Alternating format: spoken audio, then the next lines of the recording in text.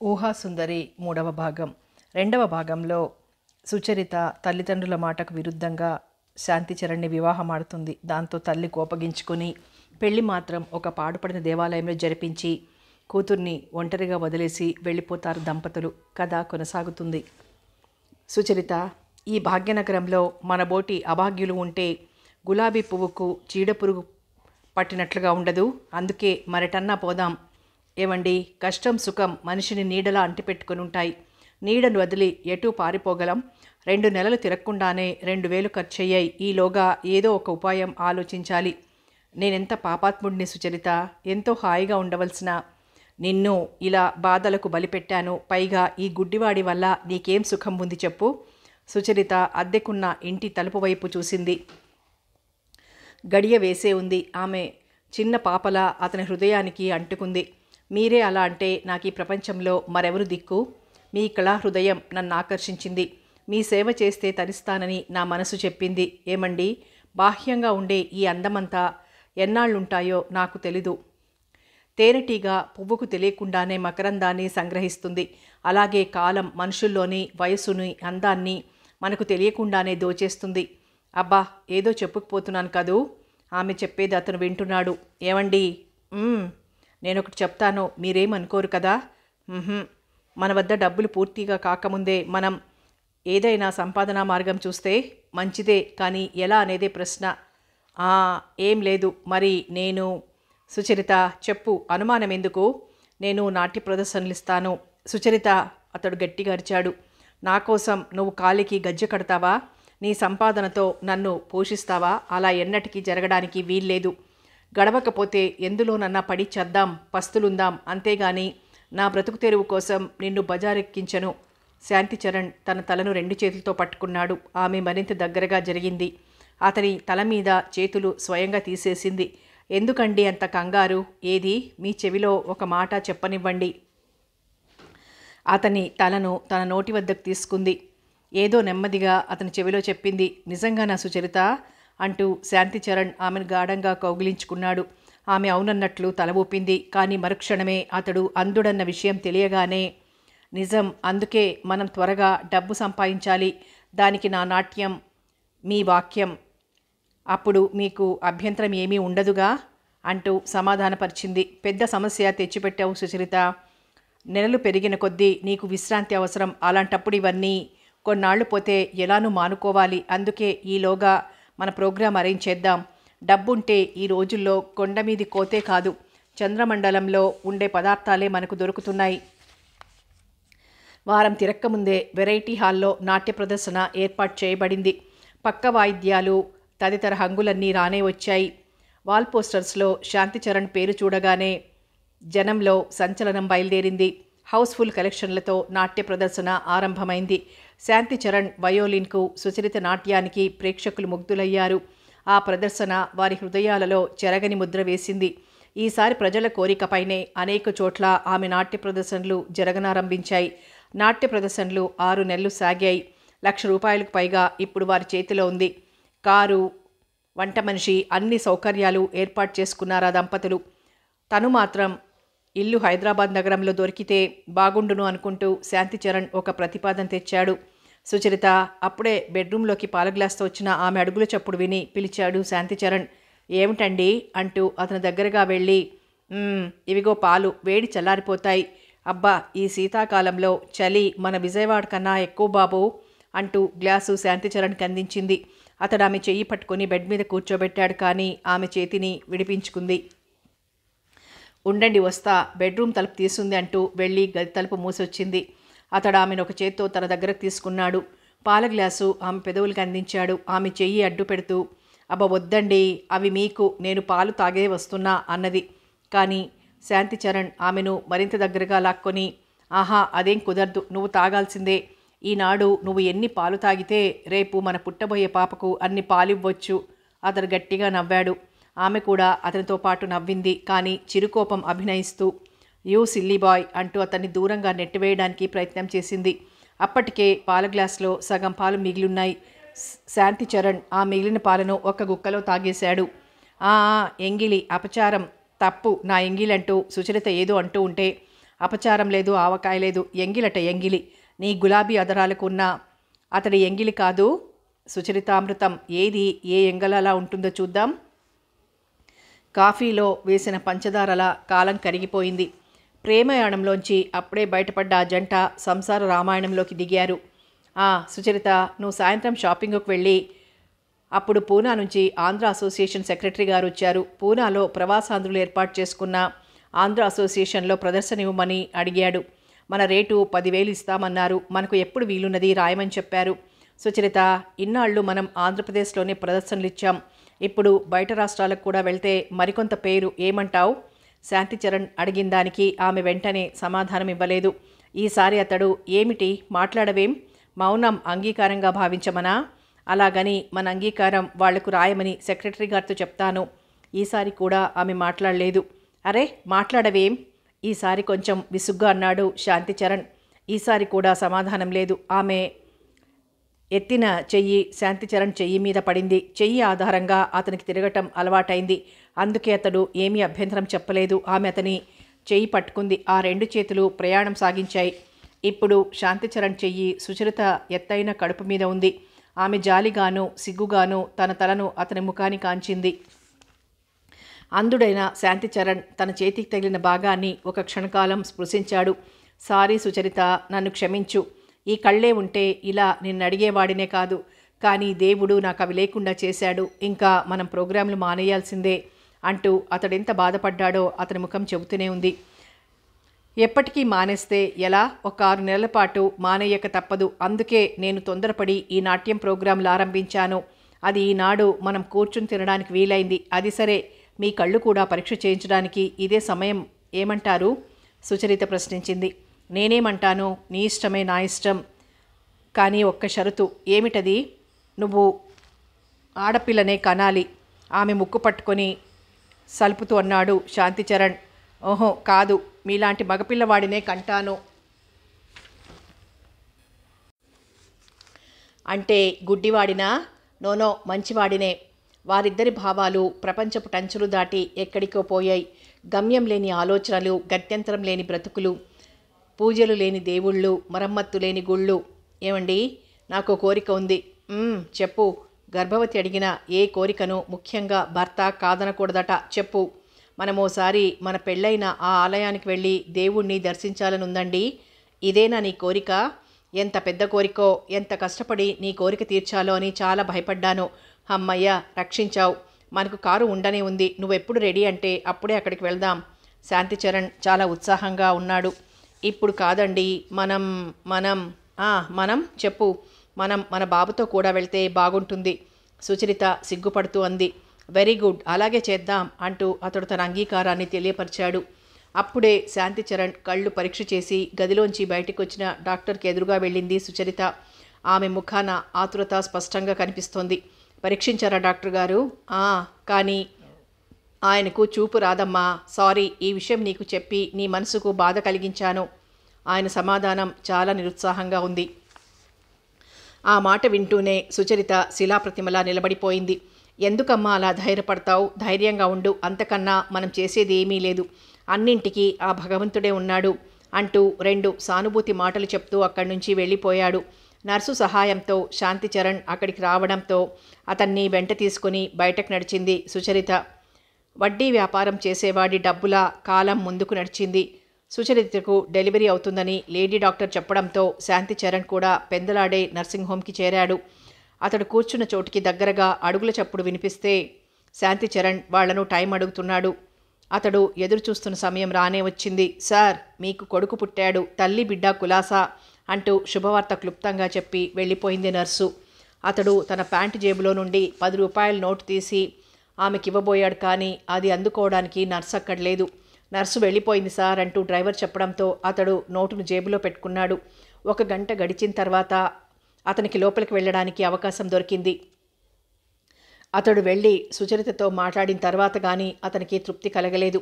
వారం రోజుల్లో సుచరిత కొడుకుతో సహా ఇల్లు చేరింది. శాంతిచరణ్ కూడా ఆమె బెడ్ పక్కనే మకాం వేశాడు. చంటివాడి ఏడుపు, తల్లి జోలపాట, తండ్రి మందలింపులు ఆరంభమయ్యాయి. పిల్లవాడికి 20 రోజులు వచ్చాయి. సుచరిత మామూలు మనిషిలా తిరుగుతోంది. శాంతిచరణ్కు తెలిసిందల్లా ఆమె మాటల్లో నీరసం ఒక్కటే. సుచరిత, నువ్వు బాగా నీరసించినట్లున్నావు. డాక్టర్ని అడిగి ఏదైనా టానిక్ తీసుకుంటే మంచిది కదా? అవునండి, నేను అదే అనుకుంటున్నాను. రేపే డాక్టర్ని ఇంటికి పిలిపిస్తాను. ఆ భార్యాభర్తల మాటలు అలా సాగిపోతున్నాయి. పిల్లవాడి పోషణకు ఏర్పాటు చేసిన ఆయా తన పని తాను సక్రమంగా చూసుకుంటూ పోతోంది. సుచరిత, ఉన్నట్లుండి అతను బరువుగా అన్నాడు. ఆ పిలుపు విని ఆమె మొదట కంగారు పడింది. తరువాత ఆ విషయాన్ని తెలుసుకోవాలన్న కుతూహలంతో, ఏవండి, నేను ఇక్కడే ఉన్నా అంటూ సమాధానం చెప్పింది. పెద్దవారికి కళ్ళు ఉన్నది లేనిది కనుక్కోవడం తేలికే, కానీ పసివాళ్ళకి ఎలా కనుక్కుంటారు? అతని ప్రశ్నకు ఆమె నవ్వింది. బాగుందండి మీ ప్రశ్న. అంతేనా? ఆమె మళ్ళీ మాట్లాడలేకపోయింది. అవును, ఎలా తెలుసుకుంటారు? నేను ఈ విషయాన్ని ఎప్పుడూ ఆలోచించలేదు. ఆమె సుడిగాల్లా లేచింది. బాబు అంటూ పెద్దగా అరిచి బాబు కోసం ప్రత్యేకించిన గదిలోకి పరిగెత్తింది. ఆయా బాబుకు పౌడర్ వేస్తోంది. సుచరిత రావడం చూసి ఆమె చేసే పని ఆపింది. ఆయా, బాబు మనల్ని చూడగలుగుతున్నాడా? చెప్పు ఆయా, త్వరగా చెప్పు. ఆమె అలా కంగారుగా అడగటం చూసిన ఆయాకు ఆమె మీద జాలి వేసింది. బాబుకేం తల్లి, లక్షణంగా చూడగలుగుతున్నాడు. పత్తికాయల్లాంటి వాడి గుడ్లు చూస్తుంటే ఎంత ముచ్చటగా ఉన్నాయో చూడమ్మా. ఇదిగో నీ కొడుక్కి చూపు ఉన్నదో లేదో చూడు అంటూ వేలితో బాబు కంటిలో పొడవబోయింది. బాబు కన్ను మూసుకున్నాడు. ఈసారి ఆయా బాబు కళ్లకు దగ్గరగా ఎర్రని బొమ్మను పట్టుకొని అటు ఇటు ఆడించింది. బొమ్మ కదిలిన వైపే బాబు కళ్ళు కూడా తిప్పడం చూసిన సుచరిత సంతోషం అవధులు దాటింది. ఆమె అక్కడి నుంచి వెనక్కి తిరిగి పరిగెత్తబోయింది. ఎదురుగా శాంతిచరణ్ని చూసి, ఏవండి, మన బాబు. అతడు ఆమె మాటలు పూర్తి కాకుండానే, నేనంతా విన్నాను సుచరిత. మనం చాలా అదృష్టవంతలం. మనకు గుడ్డి సంతానం కలుగుతుందేమోనని చాలా రోజులుగా భయపడ్డాను. కానీ భగవంతుడు మన యందున్నాడు. అతడు సంతోషంగా భార్యతలు నిమురుతూ ప్యాంట్ జేబులో నుంచి తీసిన 10 రూపాయల నోటు ఆయాకు ప్రజెంట్ చేశాడు. బాబుకు శరత్ చంద్ర అంటూ నామకరణం జరిపించారు. శరత్ చిరునవ్వులతో చిలిపి చేష్టలతో కాలం పరిగెత్తింది. పారాడటం, తప్పటడుగులు వేయడంతో పాటు చిలిపి చేష్టలు, చిన్న మాటలతో ఆ ఇంటిని స్వర్గంగా మార్చాడు. తిరిగి ప్రోగ్రాంలు యథాప్రకారం ఆరంభించారు. కానీ ఎందుకో ఇదివరకున్నన్ని ప్రోగ్రాంలు వారికి రావడం లేదు. పసివాడి సరదాలో ఆ మాటే వారంతగా పట్టించుకోలేదు.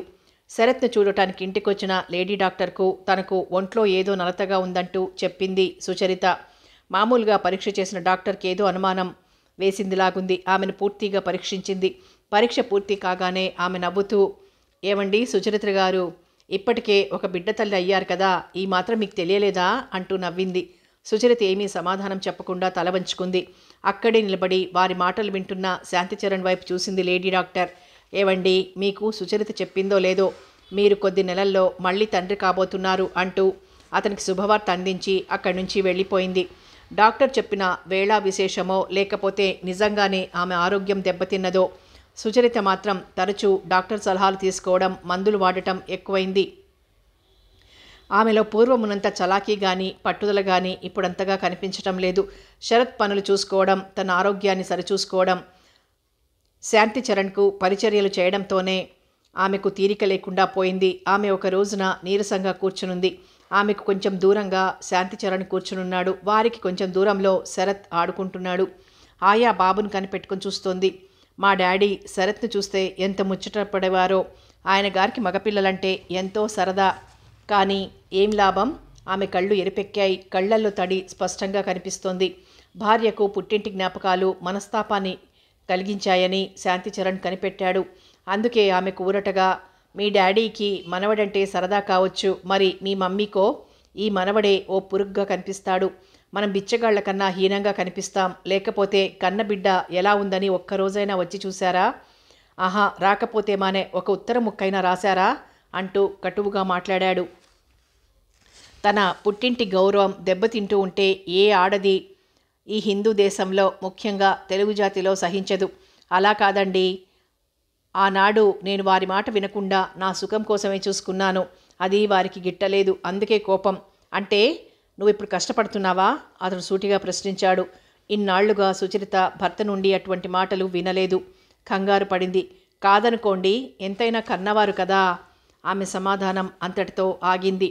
విషయాన్ని ఇంకా లాగడం మంచిది కాదని శాంతిచరణ్ కూడా మౌనం వహించాడు. ఈసారి కూడా బాబు పుట్టడంతో సుచరిత చాలా సంతోషించింది. శాంతిచరణ్కు మాత్రం తన కోరిక తీరనందుకు లోలోపల కొంత విచారంగానే ఉంది. కానీ ఈసారైనా తన కోరిక నెరవేరదా అన్న ధీమాతో అతను గతాన్ని మర్చిపోవటానికి ప్రయత్నం చేశాడు. నర్సింగ్ హోం నుంచి సుచరిత ఇంటికొచ్చింది. ఆయా పోషణలో శరత్తో పాటు చిన్నబాబు కూడా పెరుగుతున్నాడు. నామకరణం కూడా ఘనంగానే చేశారు. శాంతిచరణ్ తన కొడుక్కి రవికాంత్ అంటూ స్వయంగా పేరు పెట్టాడు. సంసారం పెద్దదవుతూ ఉంది, సంపాదన తగ్గుతోంది. ఈ సమస్య ఆ భార్యాభర్తల మనసుల్లో ప్రతిక్షణం మెదులుతూనే ఉంది. ప్రతి నిమిషం వారు దానికి పరిష్కార మార్గం వెతుకుతూనే ఉన్నారు. సుచరిత అందించిన కాఫీ ఆప్యాయంగా తాగుతున్నాడు శాంతిచరణ్. సుచరిత, ఆరోగ్యం జాగ్రత్తగా కాపాడుకో, ఏదన్నా టానిక్ అది తీసుకో. రాబడి ఉంటే ఆరోగ్యం కూడా దాని వెంటే వస్తుంది. కూర్చుని తింటే కొండలు కూడా తరిగిపోతాయంటారు. అందుకే మనం సంపాదన విషయం ఆలోచించాలి. అదే నేననేది. నీ ఆరోగ్యం బాగుంటే 4 ప్రోగ్రాంలు ఇస్తే మన ఖర్చులకైనా సరిపోతూ ఉంటుంది. మనిషి ఆరోగ్యంగానూ ఆకర్షణగానూ ఉంటేనే ఈ నాట్యం కానీ సంగీతం కానీ రాణిస్తుంది. ఆమె భర్త మాటలకి ఏమనుకుందో ఏమో ఒక్కసారి తన శరీరాన్ని చూసుకుంది. ఏం ఆరోగ్యమో ఏమో, సంతానం కలుగుతూ ఉంటే ఆడదానిలో ఆకర్షణ అప్పుడే తగ్గుతుంది. మగవారికేం మొండి చెట్టులా ఎన్నాళ్ళైనా అలాగే ఉంటారు. మగవాళ్లకు ప్రతి ఒక్కరికి ఒక్క సంతానం కలిగేటట్లుగా ఆ దేవుడు చేసి ఉంటే ఈ పురుష ప్రపంచం ఎంత గోల పెట్టేదో. ఆడదానికి పిల్లల్ని కనడం, పెంచడం, భర్తకు సేవ, ఇవన్నీ ఆమెలోని ఆరోగ్యాన్ని హరించడానికే దారితీస్తాయి. ఆమె చెప్పిన మాటలకు శాంతిచరణ్కు నవ్వొచ్చింది. అతడు నవ్వుతూనే, ఏమిటి, మగవాడు కనీసం ఒక్కసారైనా కంటే కానీ దానిలోని సాధక బాధకాలు తెలియవంటావు. బాగుంది. కొంపదీసి మీ మహిళా ప్రపంచం ఈ నిర్ణయానికే వస్తే ఇంక మగవాళ్ల గతేం కాను అన్నాడు. అమ్మా, బాబు, కొంప మునిగిపోయింది. చిన్నబాబు ఆయా ఆయాసపడుతుంది. చెప్పాయా, త్వరగా చెప్పు. సుచరిత ఆమెను తొందర చేసింది. చిన్నబాబుకు చూపు లేదమ్మా, నాకు ఆ విషయం ఎప్పుడే తెలిసింది. ఆయా మాట వింటూనే సుచరిత బాబు దగ్గరికి పరిగెత్తింది. బాబు, ఎంత ఘోరం జరిగింది బాబు. దీనికి కారణం నేను. ఏదైతే జరుగుతుందేమోనని భయపడుతున్నానో అదే జరిగింది. నువ్వు జీవితాంతం నాలా బాధపడవలసిందేనా? వద్దు బాబు, వద్దు. ఈ గుడ్డి జీవితం చాలా దుర్భరం. అది నేను భరించాను. కానీ నువ్వు కూడా నాలా. అతడు అక్కడి నుంచి లేచాడు. అతడేం చేస్తున్నాడో అతనికే తెలియదు. అతని కాళ్ళు విసురుగా ముందుకు సాగుతున్నాయి. అతడు గడప దాటాడు. బయట చీకటిగా ఉంది. దానికి తోడు వర్షం కురుస్తుంది. గాలి బాగా వీస్తోంది. ఆకాశంలో బాగా మెరుపులు, వాటి వెంట ఉరుములు. అరగంట క్రింద ప్రశాంతంగా ఉన్న ప్రకృతి ఇప్పుడు భయంకరంగా ఉంది. శాంతిచరణ్ హృదయం కూడా అలాగే ఉంది. అతడు రోడ్డు వెంట నడుస్తున్నాడు. రోడ్డు వెంట వచ్చే కారు హెడ్లైట్లు కాంతిలో శాంతిచరణ్ని చూసి డ్రైవర్ హారన్ కొట్టాడు. అతడు అలాగే నడుస్తున్నాడు. దగ్గర దాకా వచ్చిన కారు ఎంతో కష్టంగా శాంతిచరణ్ను తప్పించుకొని ముందుకు పోయింది. వెళ్లే కారులోంచి డ్రైవర్ గొంతు కోపంగా వినిపించింది. అతడు దాన్నేమీ లెక్క చెయ్యలేదు. అతను అలాగే ముందుకు సాగాడు. కానీ వానలో వస్తున్న ఒక రిక్షా, ఒక సైకిల్ అతన్ని గుద్దుకునేదే. కానీ వాళ్ళు జాగ్రత్తగా అతన్ని తప్పుకుని ముందుకు పోయారు. రోడ్డు మధ్యగా నడుస్తున్నందున వారతన్ని తిడుతున్నారు. అతడేమీ పట్టించుకోకుండా ఇంకా ముందుకు నడుస్తున్నాడు. కళ్ళు జిగేలుమంటూ 2-3 సార్లు పెద్దగా మెరిసింది. దాని వెంటనే భూమి బద్దలయ్యేలా ఉరిమింది. శాంతిచరణ్ ఇప్పుడు రోడ్డు పక్కగా నడుస్తున్నాడు. దారి పక్కన ఏదో పెద్ద చెట్టు గాలికి విపరీతంగా ఊగుతోంది. అతడిప్పుడు ఆ చెట్టు కిందికి వచ్చాడు. కానీ అతని నడక ఆగలేదు. ఇంకా 2 అడుగులు ముందుకు వేస్తే ఆ అంధుడికి చెట్టు మొదలు తగులుతుంది. అతనికి దారి చూపేవారు కానీ ప్రమాదాన్ని తెలియచెప్పేవారు కానీ ఎవ్వరూ లేరు. ఆకాశంలో ఈసారి పెద్దగా మెరిసింది. మరుక్షణమే పిడుగు పడిన శబ్దం. అదే సమయంలో శాంతిచరణ్ తల ఆ చెట్టు మొదటికి బలంగా తగిలింది. ఆ చెట్టు మీదే పిడుగుపట్టంతో దాని కొమ్మలు చాలా విరిగిపోయాయి. పచ్చగా ఉన్న చెట్టు ఆకులన్నీ పిడుగుపాటుకు మాడిపోయాయి. అంత పెద్ద చెట్టు కూడా ఒక పక్కకు ఒరిగింది. శాంతిచరణ్ ఆ చెట్టు కొమ్మల క్రింద పడిపోయాడు. చిన్నబాబును చూస్తున్న సుచరితకు శాంతిచరణ్ బయటికి వెళ్తున్నాడన్న వార్త చెప్పింది ఆయా. అంత రాత్రివేళ పాందుడు అలా వెళ్లడం, ఈ ఆలోచన రాగానే సుచరిత నిలువున కంపించిపోయింది. ఏమండి అంటూ ఆమె కూడా ఆ రోడ్డు వెంట పరిగెత్తింది. కానీ అప్పటికే అతడు చాలా దూరం వెళ్ళాడు. కారు హెడ్లైట్ కాంతిలో ఆమె అతన్ని చూసింది. ఆమె ఇంకా వేగం హెచ్చించింది. ఆకాశంలోని మెరుపుల్లో ఆమెకు కొంత దూరంగా శాంతిచరణ్ అప్పుడప్పుడు కనిపిస్తున్నాడు. ఆమె ఇంకా వేగంగా పరిగెత్తుతోంది. చెట్టు మీద పిడుగుపట్టం ఆమె స్పష్టంగా చూసింది. కానీ అంత కాంతి, దాన్ని అనుసరించిన భయంకర శబ్దాన్ని భరించలేకపోయింది. ఆమె కళ్ళు వాటంతట అవే మూసుకున్నాయి. చెవులకు చేతులు అప్రయత్నంగా వచ్చేశాయి. కొద్దిసేపు ఆమె ఎక్కడున్నది తెలుసుకోలేకపోయింది. ఆమె వెంటనే తేరుకుంది. ఏమండి అంటూ ఆమె ఆ పిడుగుపడ్డ చెట్టు దగ్గరకు పరిగెత్తింది. వర్షం తన జోరును ఏమాత్రం తగ్గించలేదు. అయ్యో, చెట్టు పడిపోయింది, మీరెక్కడండి అంటూ ఏడుస్తూ ఉంది. తనకు వీలైన కొమ్మలని దూరంగా లాగేస్తోంది. పిలుస్తూనే ఉంది. ఆయాస పడుతోంది, కానీ సమాధానం లేదు. అలా కొద్ది కాలం గడిచింది. ఆమెకు కొంచెం దూరంలో కొమ్మల క్రింద ఏదో కదిలినట్లుగా చూడగలిగింది. మెరుపుల కాంతిలో ఇప్పుడు ఆమె శాంతిచరణ్ను చూసింది. ఏవండి అంటూ ఆ కొమ్మల్ని తోసుకుంటూ అతని దగ్గరికి వెళ్ళింది. అతడు ఒక చేత్తో తలపట్టుకుని కళ్ళు మూసుకుని నిలబడి ఉన్నాడు. దెబ్బ తగిలిందా అండి? ఆమె అతని తలను నిమిరి చూసింది. తల మీద బాగా బొప్పి కట్టి ఉంది. ఒకవేళ రక్తం వస్తుందేమోనని ఆమె పరీక్షగా చూస్తోంది. మెరుపులో ఆమెకు అటువంటిదేమీ కనిపించలేదు. అందుకే శాంతిచరణ్ చేపట్టుకొని నడిపిస్తూ ఇంటిదారి పట్టింది. ఏవండి, ఎంత ప్రమాదం! ఇలా వస్తే ఎలా చెప్పండి? ఏదో దేవుడి దయ వల్ల చెట్టు మీద పిడుగుపడ్డా పెద్దగా అపకారం జరగలేదు. లేకపోతే ఎంత ప్రమాదం! పదండి. అతడు తల ఒక చేత్తో పట్టుకొని కళ్ళు మూసుకుని నడుస్తున్నాడు. ఆకాశంలో మరోమారు పెద్దగా మెరిసింది. పిడుగు పడ్డట్లుగా మళ్ళీ ఉరిమింది. అతడు కళ్ళు అప్రయత్నంగా తెరిచాడు. సుచరిత! అతడు పిచ్చిగా అరిచాడు. ఏమిటండి? ఆమె కంగారుగా అడిగింది. నాకు లైట్ కనిపిస్తోంది. అదిగో లీలగా వస్తువులన్నీ కనిపిస్తున్నాయి సుచరిత. ఇవాళ నాకెంతో సుదినం. అతడు ఆమెను గట్టిగా కౌగిలించుకున్నాడు. వర్షం ఆ దంపతుల్ని నిర్దాక్షిణ్యంగా తడుపుతూనే ఉంది. అలాగా అండి, చాలా సంతోషం. మన కోరిక ఆ దేవుడు తీర్చాడన్నమాట. అబ్బా, ఎన్నాళ్లకు సంతోషమైన కబురు విన్నాను. చాలా సంతోషం. పదండి, త్వరగా ఇంటికెళ్ళి బట్టలన్నా మార్చుకుందాం. వారిద్దరూ త్వరగా నడుస్తూ ఉన్నారు. తనకు చూపు కనిపిస్తుందంటూ శాంతిచరణ్ భార్యతో చెప్తూ ఉంటే ఆమెకు ఏనుగేనెక్కినంత సంతోషమైంది. వారి ఇల్లు చేరారు. ఏ కారణం చేతనో వీధి దీపాలు వెలగడం లేదు. ట్యూబ్లైట్ కాంతిలో శాంతిచరణ్, సుచరిత ఒకరినొకరు చూసుకున్నారు. తల మీద వాపు మాత్రం ఆ దీపం కాంతిలో బాగా కనిపిస్తోంది. ఆ దెబ్బకేదైనా మందు రాద్దాం, బట్టలు మార్చుకోండి, తల తుడుచుకోండి. ఆమె అతనికి టవల్లు బట్టలు అందించింది. సుచరిత, నువ్వా? శాంతిచరణ్ ఆ 2 మాటలే అనగలిగాడు. తర్వాత అతడు బట్టలు మార్చుకుని తల తుడుచుకుంటున్నాడు. ఈలోగా ఆమె లోపలికి వెళ్ళి బట్టలు మార్చుకుని తల తుడుచుకుంటూ వచ్చింది. ఆమెకు సంతోషంగా ఉంది. వంట మనిషి తెచ్చిన 2 కప్పుల వేడి టీ ఆమె అందుకొని ఒకటి భర్తకు అందించింది. ఆమె టీ త్వరగా ముగించింది. భర్తను అలాగే చూస్తూ ఉంది. అతడు కూడా రెప్పవాల్చకుండా ఆమె వైపే చూస్తున్నాడు. జీవమున్న అతని కళ్ళు ఎంతో ముచ్చటగా ఉన్నాయి. రవివర్మ చిత్తరువుకు ప్రాణం వచ్చినట్లుగా ఉంది అతని ఆకారం. ఏవండి, బాబుల్ని చూద్దాం రండి. ఆమె అతని చేయి పట్టుకుంది. అతను ఆమె చేతిని వదిలించుకున్నాడు. ఆమె అతని వైపు ఒకసారి చూసింది. సారీ, పూర్వపు అలవాటు చొప్పున పట్టుకున్నాను. ఇప్పుడు మీ అంతా మీరే దారి చూసుకోవచ్చు. అవును, చూసుకోవచ్చు. అతని మాట కొంచెం కటువుగా ఉంది. ఆయా బాబులిద్దరినీ నిద్రపుచ్చింది. శాంతిచరణ్ పిల్లల్ని చూశాడు. అతని ముఖంలో ఇప్పుడే భావం కనిపించడం లేదు. అతడు మాటిమాటికి తలకు తగిలిన దెబ్బను చేతితో నొక్కుంటున్నాడు. ఏవండి, దేవుడికి దండం పెట్టుకుందాం, పదండి. ఆమె మళ్ళీ అతను చేయి పట్టుకుని సారీ అంటూ వదిలేసి ఒక చిరునవ్వు నవ్వింది. అతడు కూడా నవ్వాడు. ఆ నవ్వు చాలా పొడిగా ఉంది. అతడు ఆమె వెంట దేవుడి గదిలోకి నడిచాడు. అక్కడున్న పటాలకు ఒక నమస్కారం పెట్టి బయటకు వచ్చేశాడు. అనుకోకుండా కళ్ళొచ్చినా అతడు అంత నిరుత్సాహంగా ఉండడం సుచరిత గమనిస్తూనే ఉంది. ఆమె భర్త తలకు మందు రాసింది. కొంత ఉపచారం చేసిన తర్వాత అతడు బాగా తేరుకున్నట్లు కనిపించాడు. ఆ తరువాత మామూలుగా వారి భోజనం ముగించుకొని బెడ్రూమ్ చేరారు. భర్తను ఆనందపరచాలని, నవ్వించాలని ఆమె ఎంతో ప్రయత్నం చేసింది. కానీ అతడు ముభావంగానే ఉండిపోయాడు. ఏవండి, మన పెళ్ళైన దేవాలయానికి ఒకసారి వెళ్ళొద్దాం. సుచరిత, గుడ్డితనం నాకు పోయి చిన్నబాబుకొచ్చింది. ఆ విషయం ఏమన్నా ఆలోచిస్తున్నావా? దేవాలయాలు సందర్శన తర్వాత విషయం అన్నాడతడు. మానవునికి అన్నింటికన్నా ముఖ్యం దృష్టి. అటువంటి చూపు తిరిగి వచ్చినా అతడంత సంతోషంగా లేకపోవడానికి కారణం ఆమెకెంత ఊహించినా తెలియలేదు. తనను ప్రాణానికన్నా ఎక్కువగా చూసుకునే భర్తలో ఈ మార్పు రావడం ఆమెకు చాలా బాధ కలిగించింది. కానీ ఆమె భావాలను మనసులోనే దాచుకుంది. శాంతిచరణ్, ఎందుకలా ఉన్నావు? అబ్బా, నీ అందమంతా ఏమైనట్లు? అదే, నీలో చురుకుదనం పూర్తిగా లోపించింది. అవును పాపం, ఆ అందాల భరిణ నిన్ను కొంగున కట్టుకుని తిరుగుతుందిలాగుంది.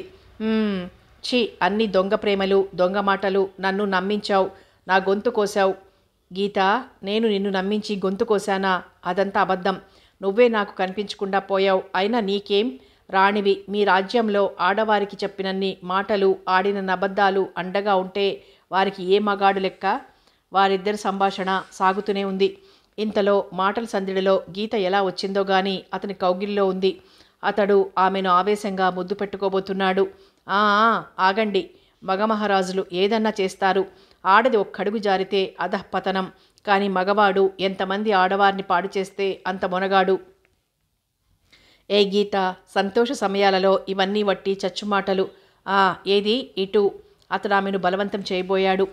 ఆగు శాంతిచరణ్, తొందరపడకు. సుచరిత ఎంత అందవిహీన అయినా ఆమె నీ భార్య. మాదేముంది, మధ్య వచ్చి మధ్యనే పోతాం. అది కాదు శాంతిచరణ్, నువ్వు అందగాడివి, తెలివిగలవాడివి. చివరకు ఆమె విరగబడి నవ్వుతోంది. అతడు ఆమెను అడిగి విషయం తెలుసుకోవడానికి ఎంతో ప్రయత్నం చేశాడు, కానీ లాభం లేకపోయింది. గీత, నిన్నే గీత, చెప్పు, ఎందుకు నవ్వుతావు? చెప్తావా లేదా? అతడు ఆమెను గట్టిగా పట్టుకున్నాడు. ఆమె ఇంకతని ఇనప పిడికిళ్ల నుంచి తప్పించుకోలేకపోయింది. ఎక్కడా దొరకనట్లు ఆ కాకిపిల్లే దొరికిందా శాంతిచరణ్? నా గొంతుక లాంటి గొంతుక, మాట్లాంటి మాట ఉండగానే అందగత్తె అనుకున్నావా? పిచ్చివాడా, కోయిల పాట విని అది అంత వికారంగా ఉంటుందని ఎవరనుకుంటారు? దాని రూపం చూచి అంత అందంగా పాడగలదని ఎవరూహిస్తారు? ఆమె ఇంకా నవ్వుతూనే ఉంది. గీత, ఆగు గీత, నా సుచరిత అంత అందవిహీనమైందా? కాదు, నువ్వు అబద్ధమాడుతున్నావు. అంతే అంతే. అతడింకా ఆయాసపడుతూ ఏవో అంటూనే ఉన్నాడు. ఓ పిచ్చి శాంతిచరణ్, ఇప్పుడు నీకు కళ్ళున్నప్పుడు ఎవరూ చెప్పక్కర్లేదు, వస్తా. ఆమె ఆకాశంలోకి ఎగిరిపోతూ ఉంది. శాంతిచరణ్ ఆమెను పట్టుకోబోయాడు, కానీ ఆమె అందలేదు. అలాగే పైకెగిరింది. గీత అంటూ అతడు ఒక్కసారి పెద్దగా అరిచి లేచి కూర్చున్నాడు. అతని కళ కరిగిపోయింది. తన పక్కనే బెడ్ మీద సుచరిత ప్రశాంతంగా నిద్రపోతూ ఉంది. శాంతిచరణ్ ఆమె వైపు కన్నార్పకుండా అలాగే చూస్తున్నాడు. 0 వాల్ట్ బల్బు కాంతి ఆ క్షణంలో అతనికి 1000 క్యాండిల్ బల్బు కన్నా కాంతివంతంగా కనిపిస్తోంది. సుచరిత, ఎంత మోసం! నేను గుడ్డివాడిననేగా నీ కోకిల కంఠంతో నన్ను మోసం చేశావు. ఇంత మోసమా? ఉండు, నీకు తగిన శాస్తి చేస్తా. అతను బెడ్ మీద నుంచి లేచాడు.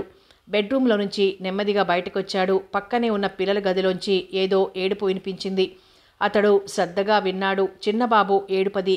ఆయా ఎలా సముదాయించిందో ఏమో. చిన్నబాబు మళ్ళీ ఏడుపు మాని నిద్రపోతున్నాడు. చిన్నబాబు, నా కొడుకు గుడ్డివాడు. వాడిని వదిలేసి నేను సుచరిత మీద కోపంతో వెళ్లేదా?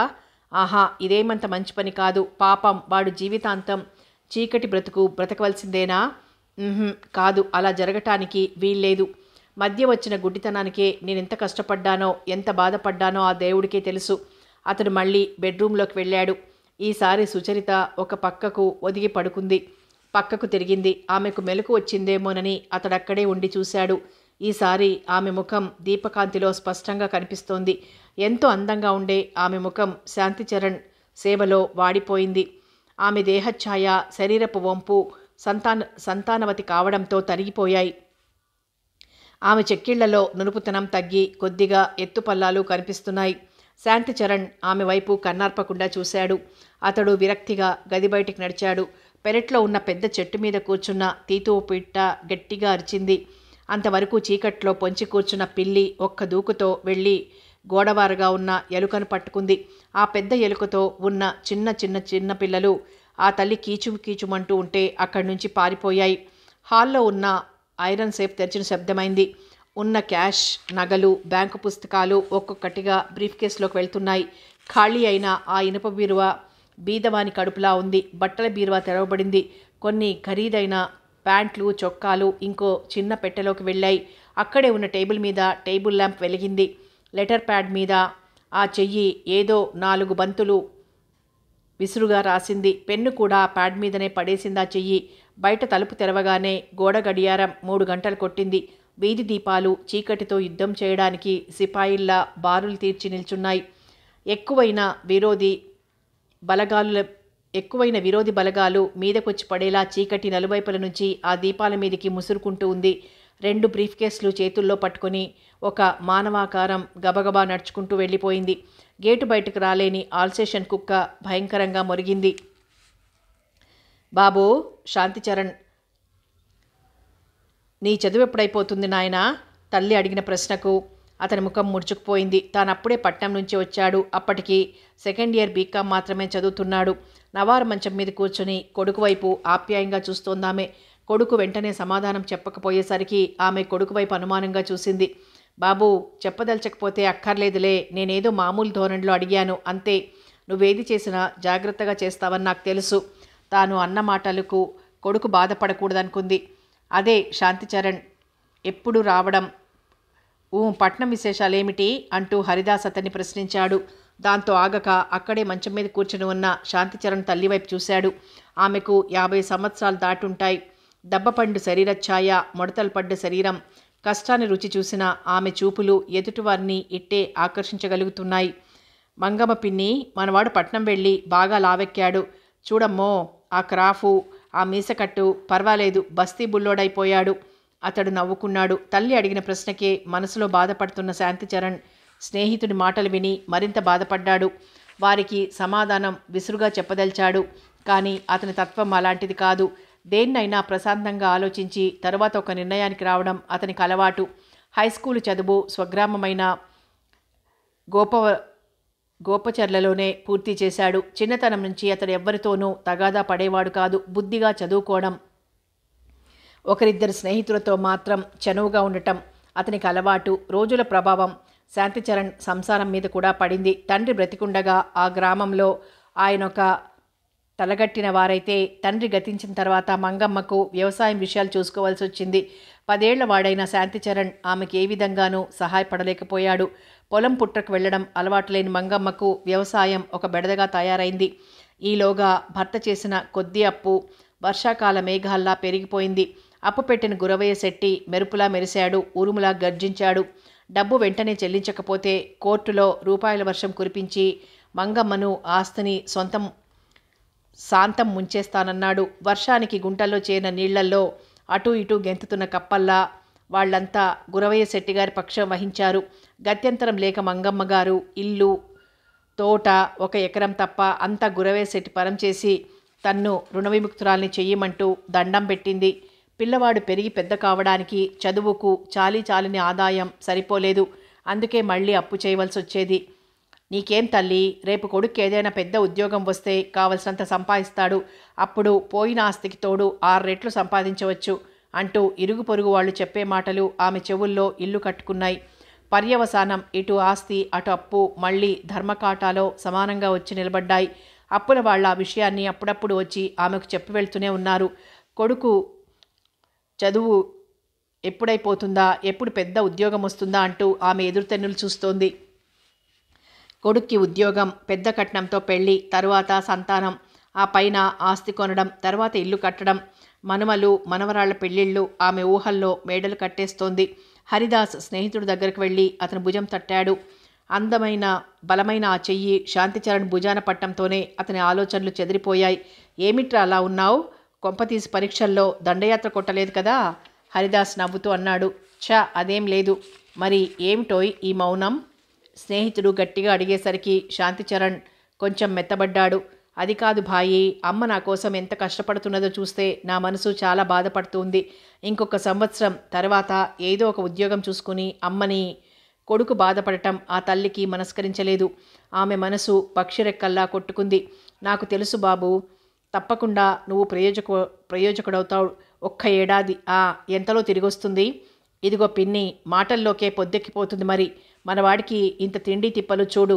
ఒరేయ్ హరి, నేను టిఫిన్ అవి పూర్తి చేసుకునే కూర్చున్నాన్రా. ఇంతకీ నీ గోల టిఫిన్ కోసమేగా? అమ్మా, వీడికేమన్నా? హరిదాస్ స్నేహితుడిని మాట్లాడకుండా అడ్డుపడుతూ, పిన్ని కొంచెం కాఫీ అయితే చాలు, మళ్ళీ టిఫిన్ అది నీకు బాధ. ఒరే శాంతి, అంతో ఇంతో చద్ది తిని పొలం పనులు చూసుకునేవాడు. నాకు టిఫిన్ ఎందుకురా, పదాటు వెళ్దాం అన్నాడు. అయ్యో ఉండు బాబు, కాఫీ టిఫిన్ అన్నీ ఉన్నాయి అంటూ ఆమె లోపలికి వెళ్ళి కాఫీ టిఫిన్ పట్టుకొచ్చి హరిదాస్కి అందించింది. అతడు వాటిని కరిగించి వస్తా పిన్ని పదరా అంటూ శాంతిచరణ్ని వెంటబెట్టుకొని గ్రామంలోకి బయలుదేరాడు. గోపవరానికి ఒక్కటే మంచినీళ్ల బావి. ఊరంతా ఆ బావి నీరే తాగుతారు. అందుకే ప్రతి ఇంటి నుంచి ఆడో మగో ఆ బావికి రావడం అలవాటు. లేత సూర్యుడు అప్పుడప్పుడే చుర్రుమంటున్నాడు. పశువులు మేతకు పొలాల వైపు నడుస్తున్నాయి. వ్యవసాయదారులు తమ పనులు చూసుకోవడానికి ఎడ్లను గిత్తలను తోలుకొని పోతున్నారు. పశువుల తొక్కిడికి లేచిన రోడ్డు దుమ్ము బుక్కాయిలా గాల్లో ఎగురుతోంది. నీళ్ల బిందెలతో యువతులు వయ్యారంగా నడుస్తున్నారు. యువకులు బరువైన కావళ్లు మోసుకుంటూ భరతనాట్యం చేస్తున్నట్లు బజార్లెంట నడుస్తున్నారు. వరుసలు కలుపుకుంటూ పరాచికాలు, పలకరింపులు, ఇకైకలు, పకపకలు ఆ ప్రదేశాన్నంతా బృందావనంగా మార్చాయి. మంచినీటి బావికి వచ్చిపోయే జనంతోనూ, కన్నెపిల్లల అందాలతోనూ బజార్ ఒక రాచక్రీడా రంగంగానే ఉంది. అబ్బా, ఎందరో కృష్ణులు, ఎందరో గోపికలు, అసలైన గోపవనం, నకిలీ బృందావనం. ఏ పిల్ల, జాగ్రత్తగా నడు. హరిదాస్ మాటలు మొరటగా ఉన్నాయి. ఆ అమ్మాయి నెత్తినున్న నిండు బిందె వయ్యారంగా నడుంకి మార్చుకుంది. ఆ విసురులో నీళ్లు తొలికి హరిదాస్ మీద, శాంతిచరణ్ మీద పడ్డాయి. ఏయ్, నిన్నే అలా నీళ్లు చిందిస్తే ఎలాగంట? నా పైజామా షర్టు తడిసినా పర్వాలేదు, మరి మా వాడి టెర్లిన్ బట్టలు తడిశాయో? హరిదాస్ మాట వింటూనే ఆమె ఒక అడుగు ముందుకు వేసింది. సరసాలాడుతున్నావా హరిబాబు? నీళ్లు పడకుండా ఉండాలంటే దూరంగా జరిగి నడవండి, అంతేగాని ఆడపిల్లకు భుజం భుజం రాయాలి, అల్లరి పెట్టాలని ఉన్న పురుషుడు ఏదైనా భరించాలి అని ఆమె మూతి అష్టవంకరలు తిప్పింది. దాంతో ఆమెకు తృప్తి కలగలేదు. అయినా నీకు రోజు ఆడపిల్లల చేత తిట్లు తింటాం అలవాటేగా, ఇవాళ కొత్త ముందులే. పాపం, ఈ బస్తీ బుల్లోడి ముందు నీ డావు చూపిద్దామనుకున్నావా? ఆమె అతని వైపు చూసింది. బాబుగారు, మీరు ఊరికి కొత్తలాగుంది. ఈ హరిదాస్ వెంట తిరిగితే ఇల్లిల్లు తిప్పుతాడు. అంతేకాదు, ఈయనకొచ్చిన ఆ తిట్లు దీవెనలో సగం మీకు పంచిపెడతాడు. లేకపోతే హాయిగా పట్నంలో సుఖాలు అనుభవిస్తూ మీకేం కర్మ? బాగుంది, మన వాడిని బస్తీ బాబు కింద మార్చేశావా? వీడెవడో తెలుసా? ఆమె తెలియదన్నట్లు తలాడించింది.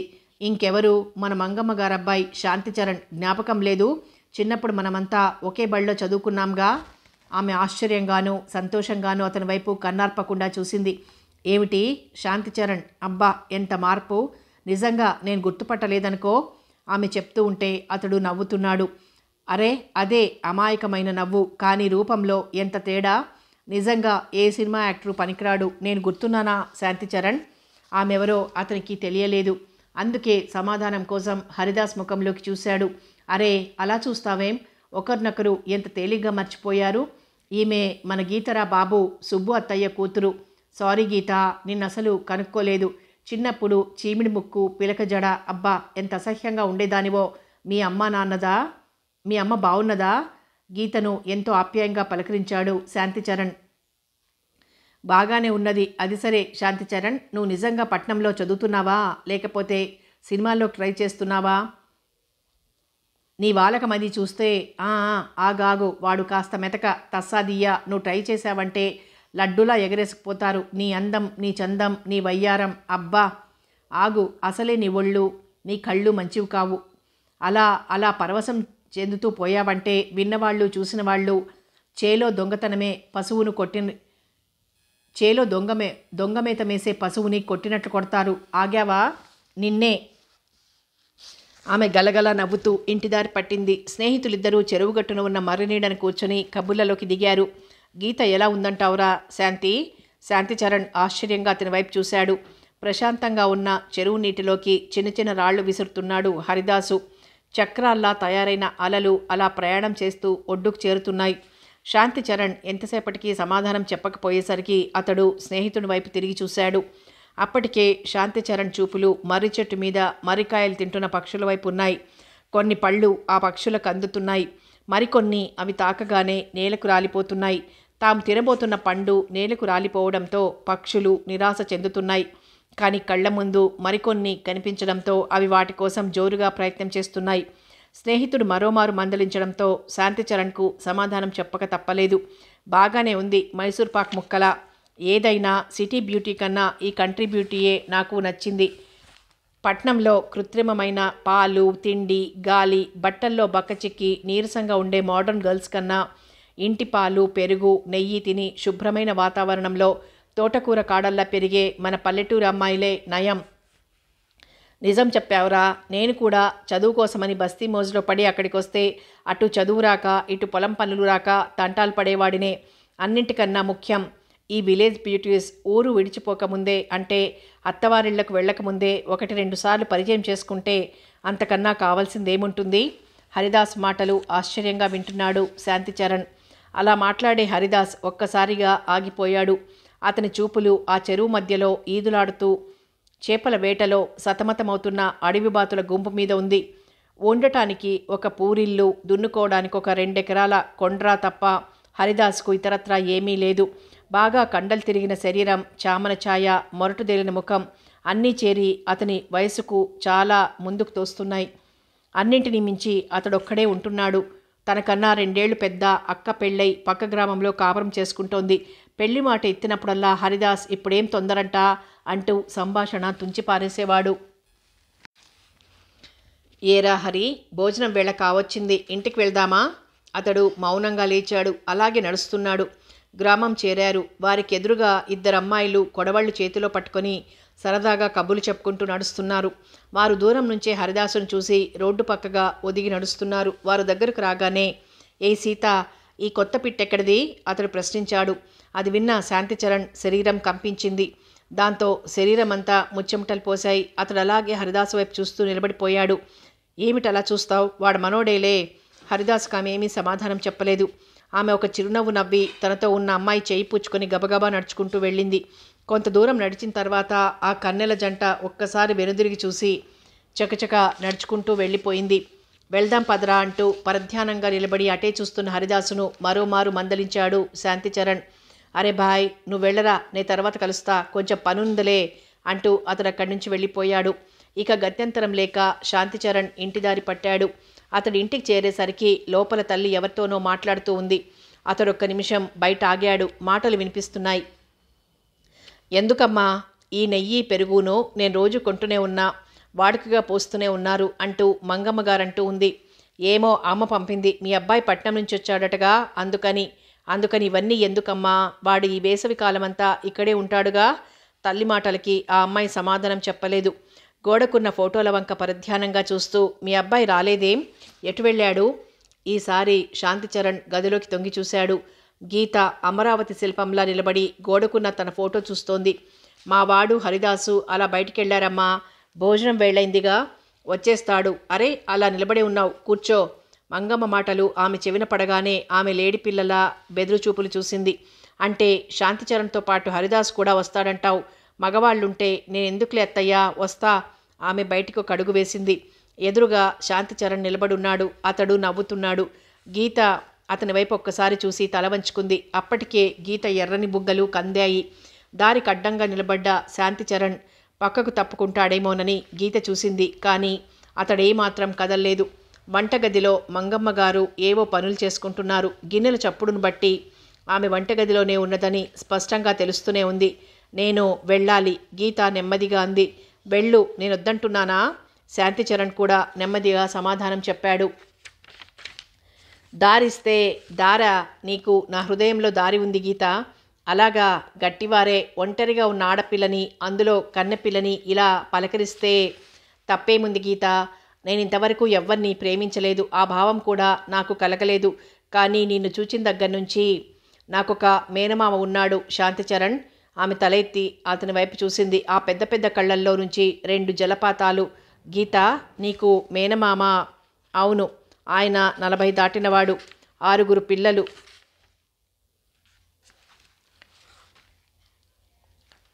మా అత్తయ్యకు పిచ్చెత్తి దేశాల మీదకి వెళ్ళిపోయింది. ఆయనకిప్పుడు భార్య కావాల్సి వచ్చింది. ఆయన పెద్ద కూతురు పెళ్ళి ఈ వేసవిలోనే జరుగుతుంది. ఆమె పెళ్లి కాగానే ఇంకా నా పెళ్ళి, అదే నా మెడకు పసుపు ఉరిత్రాడు. ఆమె మాటలు వింటున్న శాంతిచరణ్ ముఖం ముడుచుకుపోయింది. ఇంత దారుణానికి మీ అమ్మ ఒప్పుకుందా? సంతోషంగా. తమ్ముడి సంసారం చెక్కబడుతున్నందుకు, అయిన వాళ్లతో నా పెళ్లి జరుగుతున్నందుకు ఎగిరి గంతేసి మరీ ఒప్పుకుంది. మరి నువ్వేం నిర్ణయించుకున్నావు? నిర్ణయమా? ఏ నుయ్యో గొయ్యో తప్ప ఇంకా గత్యంతరం లేదు. ఆమె జాలిగా అతని వైపు చూసింది. అతడేమీ మాట్లాడలేకపోయాడు. శాంతిచరణ్ ఆమె వంటగది వైపు చూస్తూ అతన్ని పిలిచింది. అతడు సంతోషంతో ఆసక్తితో ఆమె వైపు చూశాడు. నాకొక సహాయం చేయగలవా? ఏమిటది? అతడు జాలిగా అడిగాడు. నీ సలహా నాకు కావాలి, ఇప్పుడు కాదు, ఏకాంతంగా. ఈ పల్లెటూళ్లలో ఎదిగొచ్చిన మగ ఆడ మాట్లాడితేనే తప్పు, దాంతో ఆగదే సమాజం.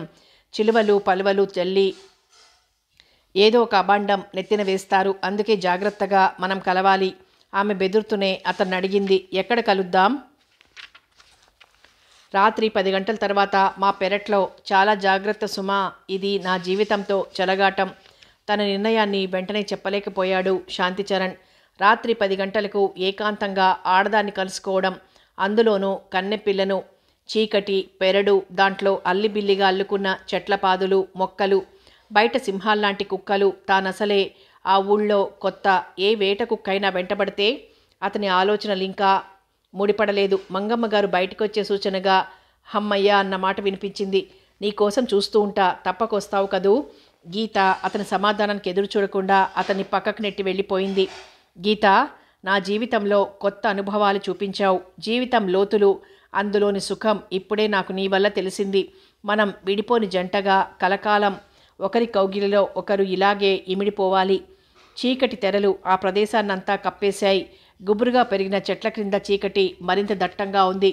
ఆ చెట్ల కింద ప్రేమికుల గుసగుసలు తప్ప ఆ ప్రదేశమంతా ప్రశాంతంగా ఉంది. గీత, అతడు ఆమెనెంతో ఆప్యాయంగా పిలిచాడు. ఆమె మత్తుగా అంది. నేనొక మాట అడగనా?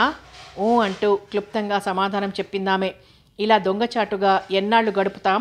అందుకే త్వరగా పెళ్లి చేసుకుందాం. పెళ్ళా? ఆమె నవ్వింది. చెట్టుపై కూర్చున్న గుడ్లగూబ భయంకరంగా అరుస్తూ మరో కొమ్మ మీదికి దూకింది. గీత భయంతో శాంతిచరణ్ని మరింత గట్టిగా కౌగులించుకుంది.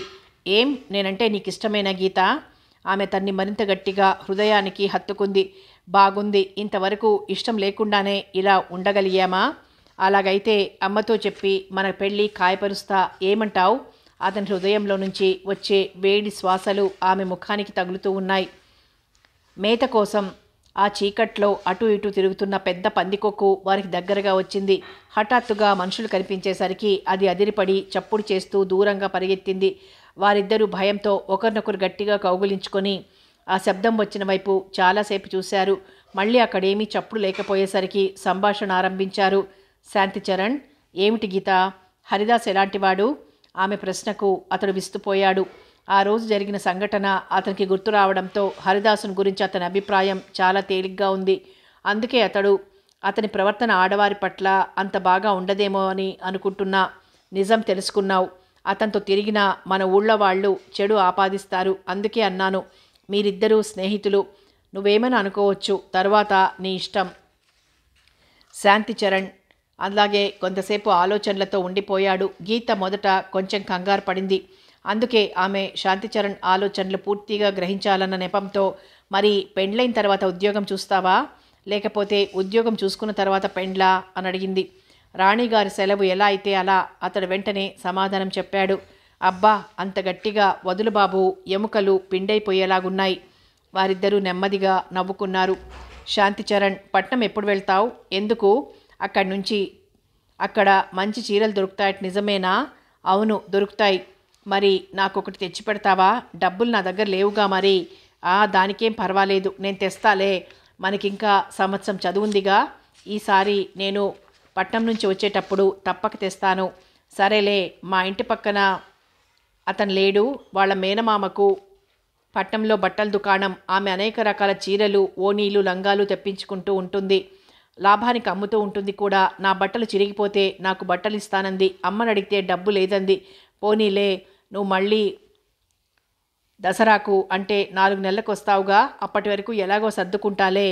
ఆమె అతనికి కొంచెం దూరం జరిగింది. అతడు ఆమెను మళ్ళీ దగ్గరకు తీసుకుని, గీత, నీ బట్టలు చిరిగిపోయాయా? అలాగైతే ఇక్కడే వసు దగ్గరో మరెవరి దగ్గరన్నా కొనుక్కో, డబ్బిస్తాను. 100 చాలా. ఈలోగా నేను పట్నం నుంచి తెస్తాగా. నువ్వు డబ్బిస్తావా? అమ్మో వద్దు, మీ అమ్మకు తెలిస్తే నా పేరు బయటికి వస్తే ఇంకేమైనా ఉందా? కొంపలు అంటుకుంటాయి. నాకు బట్టలు వద్దు, నగలు వద్దు బాబు. ఆమె అతని కౌగిలి వదిలించుకోవడానికి ప్రయత్నించింది. గీత, ఎందుకంత భయపడతావు? మన విషయం ఏది రెండవ కంటికి తెలియకుండా చేస్తా. మన పెళ్లి విషయం కూడా మా అమ్మకు మాత్రమే తెలిసేలా చేస్తాను, సరేనా? ఆమె తలాడించింది. 100 రూపాయలకి 4 చీరలు వస్తాయా శాంతిచరణ్? ఆమె ప్రశ్నకు అతనికి నవ్వొచ్చింది. ఆ రోజులు పోయాయి గీత, ప్రతిదీ ధర పెరిగిపోయింది. అన్నట్లు మర్చిపోయాను. 2 చీరలన్నా లేకపోతే ఎలా? ఇంకో 100 కూడా ఇస్తాలే. మరి రేపు రాత్రికి తెస్తా, సరేనా? 1 నిమిషం ఆ ప్రదేశమంతా నిశ్శబ్దంగా ఉంది. పెరటి వాకిలి తెరిచిన చప్పుడైంది. హరికేన్ లాంతరు ముందుగా బయటకొచ్చింది. దాని వెంట 60 ఏళ్లు దాటిన గీత తల్లి సుబ్బులు నీరసంగా బయటకొచ్చింది. చెట్ల క్రింద చీకట్లో ఒకరి కౌగిలిలో ఒకరు అంతవరకు ఉన్న వారిద్దరూ లైటు కాంతి పడగానే ఒకరిని వదలు ఒకరు దూరంగా వెళ్ళిపోయారు. శాంతిచరణ్ పక్కనే ఉన్న చెట్టు చాటుకు వెళ్ళి నక్కాడు. ఏమిటే అమ్మా? చెట్టు క్రింద నిలబడిన గీత తాపీగా ప్రశ్నించింది. ఇంతసేపటికి నువ్వు రాకపోయేసరికి చూద్దామని వచ్చాను. అసలే చీకటి. ఈ కడుపు నొప్పి బాధ వదలడం లేదమ్మా. అందుకోసం మళ్ళీ మళ్ళీ తిరగడానికి ఓపిక లేక ఇక్కడే ఉన్నా. ఏం కడుపు నొప్పిలో తల్లి, వయసు పిల్లలు ఎంత ఆరోగ్యంగా ఉండాల్సింది. ఏం కాలం వచ్చిందిరా బాబు. అన్నీ సూపర్ తిండ్లు, మందులు, రోగాలు. ఆచార్ల గారి దగ్గర కన్నా వెళ్ళి ఒక మాత్ర తెచ్చుకోరాదు. ఆచార్ల గారి దగ్గరక గీత ఆమెను రెట్టించి అడిగింది. అయ్యో నామతి మండ, జ్ఞాపకం లేదు తల్లి. మందియవా బాబు అంటూ వెళ్తే వాడికేం వచ్చిందో చెయ్యి పుచ్చుకుని ఉంజాడట. అయినా వయసు వచ్చిన పిల్లని చూస్తే ఈ రోజుల్లో అందరికీ కళ్ళెర్రే. ఆమె అక్కడే నిలబడి ఏదో గొణుగుతూనే ఉంది. గీతకు ఇంకా గత్యంతరం లేకపోయింది. అందుకే దొడ్లో ఉన్న సిమెంట్ తొట్టిలో నీళ్లు ఒక చెంబుడు కాళ్ల మీద దిమ్మరించుకుని ఇంట్లోకి వెళ్ళింది. గీత తల్లి కూడా తలుపు మూసుకుని లోపలికి వెళ్ళిపోయింది. శాంతిచరణ్ కొంతంసేపు అక్కడే నిలబడి మూసిన పెరటి తలుపు వైపు ఆశగా చూశాడు. కానీ అది తెరుచుకునేటట్లు కనిపించలేదు. ఓపెన్ సిస్టమ్ లాంటి మంత్రం ఏదైనా తనకొస్తే ఎంత బాగుండును అని అతడు అనుకున్నాడు. ఆలీబాబా గుర్తుకు రావడంతో అతను కాళ్ళీడ్చుకుంటూ ఇంటిదారి పట్టాడు. గ్రామసింహాల మందలింపుతో అతడు మరికొంత జాగ్రత్త పడి త్వరగా ఇల్లు చేరుకున్నాడు. గీత, నిన్నే కొంచెం ఆగు. ఖాళీ బిందె చంకన పెట్టుకుని వయ్యారం ఒలకబోస్తూ నడుస్తూ గీత కొంచెం వెనక్కి తిరిగి చూసింది. నిన్నే ఆగు. ఆమె ధైర్యంగా నిలబడింది. అతడు ఆమె దగ్గరికి వచ్చాడు. రావటం లేదేం? అతడు ఆమెను గట్టిగా అడిగాడు. ఏయ్ హరిదాస్, ఏమిటి నీ దబాయింపు? చేసుకున్న మొగుడికన్నా గట్టిగా అడుగుతున్నావే? ఇది నడిబజారు, తెలిసిందా? గీత, పరాచకలాడటానికి ఇది సమయం కాదు. ఇవాళ వస్తావా? ఆమె నవ్వింది. ఆకలేసి ఒకడేడుస్తుంటే ఆలి లేదంటూ మరొకడు ఏడ్చాడంట. ఇదివరకున్నవన్నీ మర్చిపోవాలి. ఇప్పటికే మన విషయం పొగరాజనట్లు అక్కడక్కడ రాజుతూనే ఉంది. ఇంకా ఇంతటితో వదులు. మా మామ పెళ్లికి తొందరపడుతున్నాడు. అందుకే అమ్మ కూడా నన్ను కట్టడిలో పెట్టింది. మంచినీటి బావి నుంచి వచ్చిపోయే జనం వారికి దగ్గరగా వచ్చినప్పుడు వారు మాటలు మానేస్తున్నారు. వారు వెళ్ళగానే మామూలుగా మాట్లాడుకుంటున్నారు. దారిన పోయే యువకులు వారిని చూసి ముసిముసి నవ్వులు నవ్వుతున్నారు. కన్నె పిల్లలు సిగ్గుతో తలలొంచుకొని పోతున్నారు. వయసు మళ్ళిన వారు ఆడామగ భేదం లేకుండా గీతను హరిదాసును ఆడిపోసుకుంటున్నారు. గీత, నువ్వు మీ మామని చేసుకోవడానికి ఇష్టపడ్డావా? హరిదాస్ ఆమెను సూటిగా ప్రశ్నించాడు. వరస బాగుంది. చూస్తూ చూస్తూ ఎవరన్నా తన కొంపకు నిప్పు పెట్టుకుంటారా? అందుకే ఆలోచిస్తున్నా. మార్గం దొరకలేదు. గీత, రాత్రికొచ్చేయ్, నేను మార్గం చెప్తా. అతడు ఆమెను రప్పించడానికి ఎత్తువేశాడు. ఆమె కొద్దిసేపు ఆలోచించింది. సరే, అలాగైతే నేనేదో మార్గం ఆలోచించి వస్తా. ఎప్పుడు? అతడు ఆమెను ప్రశ్నించాడు. తెల్లవారుజామున మా పెరట్లో. ఆమె అక్కడ ఆగకుండా వేగంగా బావి వైపు నడుచుకుంటూ వెళ్ళిపోయింది. వెళ్తున్న ఆమె వైపు అతను విజయగర్వంతో చూస్తూ అక్కడి నుంచి వెళ్ళిపోయాడు. పోయే కాలం పెద్ద చిన్న కూడా కనిపించటం లేదు. నలుగురిలో పెట్టి బుద్ధి చెప్పేస్తే సరి. కావడి మోసుకుంటూ గ్రామంలోకి వెళ్తున్న ఒక వయసు మళ్ళిన రైతు బిగ్గరగా అరుస్తూ వెళ్ళాడు. ఏం రోజులు వచ్చాయిరా బాబు. ఈ రోజుల్లో ఇట్టే చూసి అట్టే పట్టేస్తున్నారు. మంచి అయితే పర్వాలేదు, అచ్చం చెడే. ఒక ముత్తైదువ ఖాళీ బిందెతో మంచినీళ్ల బావి వైపు నడుస్తూ అన్నది. ఏవై తులసి, చూసావా వాళ్ళిద్దరూ సినిమాల్లోలా ఎంత ధైర్యంగా మాట్లాడుకుంటున్నారో? మనమెందుకు? మనము ఉన్నాం. పెళ్లి కోసం ఎంతో కాలంగా పరీక్షలకు హాజరవుతున్న ఒక కన్నెపిల్ల తన స్నేహితురాలతో అన్నది. ఒసే పిచ్చిమొకమా, వాళ్ళ విషయం ఈ ఊరు వాడ ఎరుగుదురే. వ్రతం చెడ్డ, ఫలితం దక్కాలే. ఆ లింగమ్మ కూతురు చూడు, మద్రాసు పారిపోయింది. దాంతో అది పెద్ద తారైపోయింది. లక్షలకు లక్షలు సంపాదన అంటూ తన తోటి కన్నెపిల్లను ఓదార్చింది. ఆ వార్త ఆ నోటా పడి గ్రామమంతా పాకింది. గీతను ఆమె వయసు మళ్ళిన మేనమామ పెళ్లి చేసుకోవడానికి సిద్ధంగా ఉన్న విషయం గ్రామమంతా తెలుసు. ఆ విషయాన్ని గురించి భేదాభిప్రాయాలు ఉండటంతో ఆ ఊరి పెద్దలు ఆ విషయాన్ని అంతగా పట్టించుకోలేదు. అందుకే ఆ విషయం కొంత తెరమరుగుపడింది. పిన్ని, శాంతి ఎక్కడా? హరిదాస్ సుడిగాల్లా వచ్చి మంగమ్మగారిని అడిగాడు. పెందలాడే వంట ముగించడానికి ప్రయత్నాలు చేస్తున్న ఆమె పరధ్యానంగా, వాడా పెరట్లోనో తన గదిలోనో కూర్చొని ఏదైనా చదువుకుంటూ ఉంటాడు. ఈ మధ్య వాడికి ఆలోచన కూడా ఎక్కువైంది. ఏమిట్రా అంటే చెప్పడు. బాబు హరి, నువ్వన్నా వాడి మనసులోని మాట కనుక్కొని చెప్పు. మన చేతనైతే వాడికి సహాయపడదాం అన్నది. అప్పటికే సాయంత్రపు టెండకు నీడలు పొడుగ్గా సాగుతున్నాయి. పశువులు ఇళ్లకు చేరుతున్నాయి. మంచినీళ్ల బావి వద్ద రద్దీ ఎక్కువగా ఉంది. గొడ్లను తోలుకొని ఇంటికొచ్చే బుడ్డోడు గొంతెత్తి చక్కగా పాడుతున్నాడు. రాత్రుళ్ళు మనుషులకు జతగా గ్రామంలో ఉన్న చెట్ల మీద విశ్రమించడానికి రకరకాల పక్షులు గ్రామంలో ఉన్న పెద్ద చెట్ల మీద వాళ్తున్నాయి. చెట్ల క్రింద ఇళ్లల్లో మనుషులు, చెట్లపైన పక్షులు. రాబోయే చీకటిలో దారి చూసుకోవడానికి వెలుగుతున్న కాగడాలా ఉన్నాడు సాయంత్రపు సూర్యుడు. హరి తన స్నేహితుడి కోసం ఇంట్లో అతని గదిలో వెతికాడు.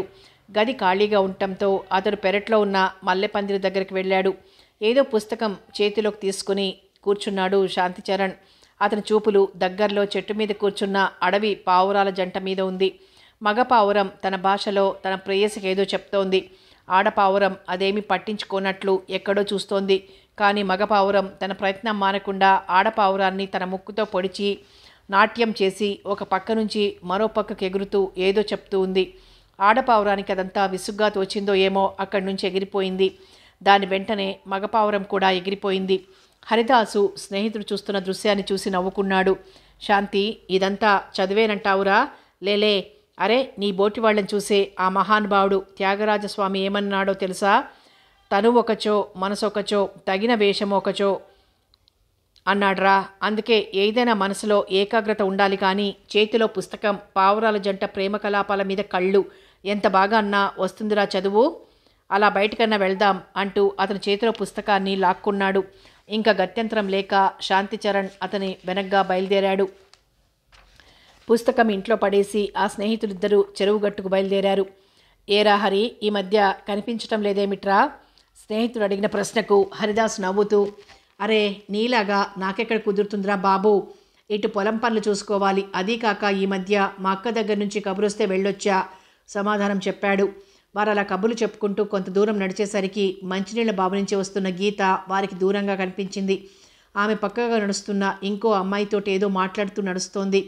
బరువైన ఆ బిందె ఆమెకేమాత్రం శ్రమ కలిగించినట్టు లేదు. అరే శాంతి, చూసావా గీత ఎలా వస్తోందో? తస్సాదియ్యా, ఆ కొత్త కోక, ఆ తళతళలాడే బిందె, హంసలాంటి నడక, దేవకన్యలంటే ఈమె కన్నా అందంగా ఉంటారా అని నా అనుమానం. స్నేహితుడు సమాధానం కోసం హరిదాస్ అతని వైపు చూశాడు. అంతవరకు కన్నార్పకుండా అటే చూస్తున్న శాంతికుమార్ కొంచెం కంగారు పడ్డాడు. కానీ అదేమీ బయట కనిపించకుండా, నువ్వన్నది నిజమేరా హరి, ఈ సాయంత్రపు నీరెండలో ఆమె చంకలోని బిందె నిజమైన బంగారు బిందెలా ఉంది. ఆమె కట్టుకున్న ఆ లేత ఆకుపచ్చ చీర, దానికున్న ఆ ఎర్ర బార్డర్ ఎంత అందంగా ఉన్నాయో చూడు అంటూ తనకు తోచిన వర్ణన ఆరంభించాడు. ఒరేయ్, నువ్వొక ఫూలువిరా. ఏదైనా వస్తువును బట్టి దాన్ని అంటిపెట్టుకున్న వాటికి అందం, పేరు వస్తాయి. అంతేగాని చీరకి బిందెకి ఏమిట్రా సొగసు? బంగారాన్ని తీసుకెళ్ళి కుండలో పెట్టి మూసేస్తే బంగారంతో పాటు కుండకు విలువ పెరుగుతుంది. అంతే. ఆమె చూడరా, నిండు చంద్రబింబం ఎలా ఉందో. హరిదాసు పరవశించి మాట్లాడడం శాంతిచరణ్కు అంతగా రుచించలేదు. అతడు ఎలాగైనా అతన్ని పక్కదారి పట్టించాలని ఉద్దేశపడ్డాడు. అది సరేరా హరి, ఆ చీర ఎంత బాగుందో చూడు. అది కొనడానికేరా ఈ 4 రోజులు బట్టి తిరుగుతున్నాను. చివరికి ఎలాగో తంటాలు పడి డబ్బు తెచ్చాననుకో. హరిదాస్ చెప్పిన మాటలకి శాంతిచరణ్కు మతిపోయినంత పనైంది. తాను నడుస్తున్న భూమి తన కాళ్ల క్రిందనే కృంగిపోయిందా అనిపించింది. కానీ ఆనాడు హరిదాస్ వెంట తిరగొద్దని గీత చెప్పిన మాటలు అతనికి గుర్తుకొచ్చాయి. శాంతిచరణ్ స్నేహితుడివన్నీ కోతలన్న భావం కలగడంతో తనలో తాను తృప్తిగా నవ్వుకున్నాడు. అప్పటికి గీత వారి దగ్గరికి రానే వచ్చింది. ఆమె వెంట నడిచే కన్నెపిల్ల హరిదాసును చూసి నడక వేగం హెచ్చించింది. అది చూసి అతడు గర్వంగా మీసం మెలిపెడుతూ గీత వైపు చూసి నవ్వాడు. శాంతిచరణ్కు మాత్రం గీత వైపు ధైర్యంగా చూడలేకపోయాడు. 1-2 సార్లు ఆమెను చూసి తల పక్కకు తిప్పుకున్నాడు. నీ చీర చాలా బాగుందంటున్నాడు శాంతిచరణ్. గీతను ధైర్యంగా అడిగాడు హరిదాసు.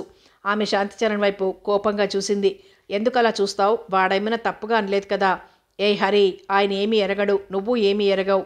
పాపం పసిపిల్లలు. అయినా ఇంకెన్నాళ్ళు? ఇంకో వారంలో మీ పీడ, ఈ ఊరి పీడ అన్నీ విరగడైపోతాయిలే. ఆమె మాటలకు ఆ స్నేహితులిద్దరూ అదిరిపడ్డారు. ఏమైంది? వారం రోజుల్లో ఏం జరుగుతుంది?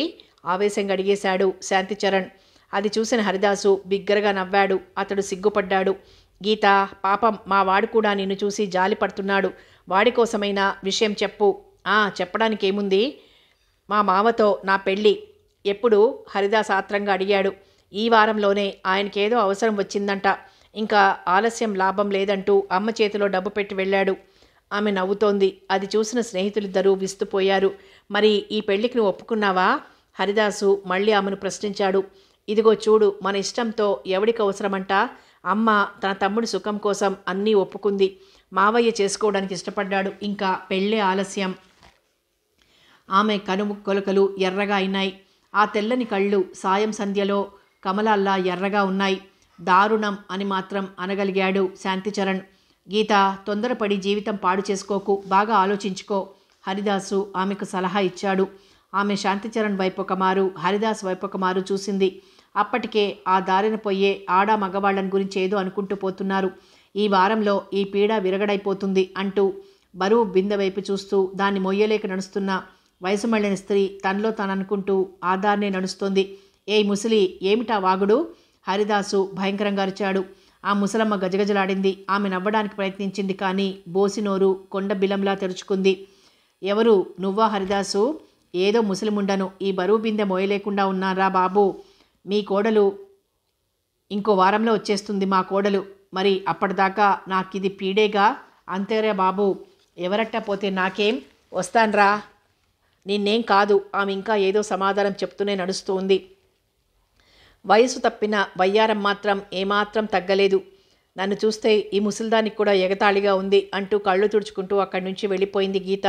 స్నేహితులిద్దరూ ఒకరినొకరు చూసుకున్నారు. వారిద్దరూ ఒక్క విషయాన్నే ఆలోచిస్తున్నారు. అలా మౌనంగానే వాళ్ళు చెరువుగట్టు చేరారు. పాపం, ఆమె జీవితం అలా పాడు కావాల్సిందేనా? శాంతిచరణ్ సంభాషణ ఆరంభించాడు. ఏమోరా, ఇలాంటి విషయాలు చూస్తూ ఉంటే నా మనసు చాలా బాధపడుతూ ఉంటుంది. గీతను ఎలాగైనా ఈ గండం నుంచి కాపాడాలి. చూస్తూ చూస్తూ ఆ ముసలాడికి అంత అందమైన అమ్మాయిని కట్టబెట్టడం అన్యాయం. హరిదాసు మళ్ళీ ఆలోచనలో మునిగిపోయాడు. ఎవరన్నా గీత అమ్మగారికి విషయాన్ని విపులంగా చెప్తేనో? శాంతిచరణ్, ఎంత పిచ్చివాడివి! ఇదేం గీతా రహస్యమా, లేకపోతే మహామంత్రమా? రక్త సంబంధం, అయిన సంబంధం, పూర్వజన్మ బంధం అంటూ అన్ని నీతులు చెప్తారు. స్నేహితుడికి సమాధానం చెప్పి హరిదాస్ మళ్ళీ మౌనంగా ఉండిపోయాడు. ఎంతో సరదాగా ఉండే తన స్నేహితుడు అంత తీవ్రంగా ఆలోచించడాన్ని గురించి శాంతిచరణ్ ఆలోచించడం మొదలుపెట్టాడు. ఎవరి ఆలోచనలలో వారున్నారు. తన పని